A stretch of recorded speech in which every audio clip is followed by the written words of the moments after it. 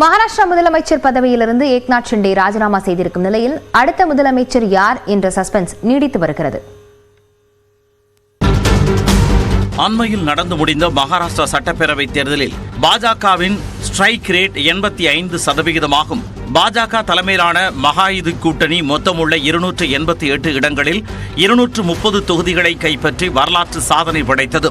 மேலும் மகாராஷ்டிரா அரசியல் வரலாற்றில் முதல் முறையாக எதிர்க்கட்சி அந்தஸ்து எந்த கட்சிக்கும் இல்லாமல் போனது. இத்தனை சாதனைகளையும் படைத்துவிட்டு தான் யார் முதலமைச்சர் என முடிவெடுக்க முடியாமல் விழிபிதுங்கி நிற்கின்றது மகாயுதி கூட்டணி. அதிக இடங்களை பிடித்தது நாங்கள்தான் என பாஜகவும், ஷிண்டேவின் நலத்திட்டங்களுக்கு கிடைத்த வெற்றியே என சிவசேனாவும் மோதிக்கொள்கின்றன.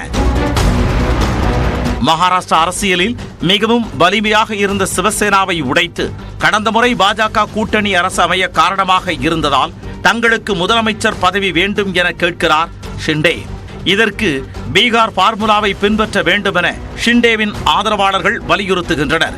பீகாரில் 47 இடங்களை மட்டுமே பிடித்த நிதிஷ்குமாருக்கு முதலமைச்சர் பதவியை தாரை வார்த்துள்ளது பாஜக.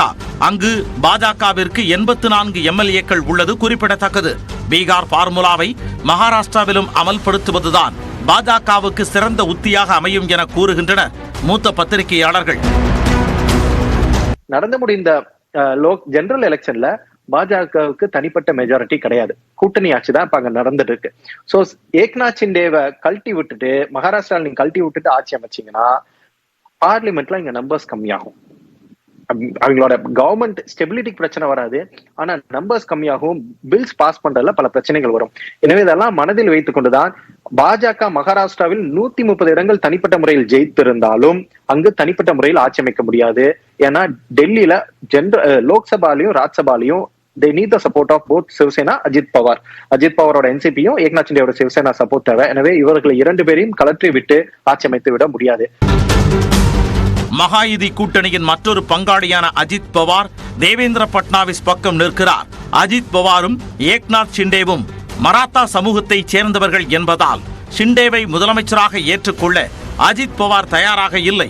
ஷிண்டேவை புறந்தள்ளிவிட்டு அஜித் பவாருடன் இணைந்து ஆட்சி அமைக்கும் வாய்ப்பு பிரகாசமாக இருந்தாலும் பாஜக மேலிடம் இத்திட்டத்தை விரும்பவில்லை என கூறப்படுகிறது.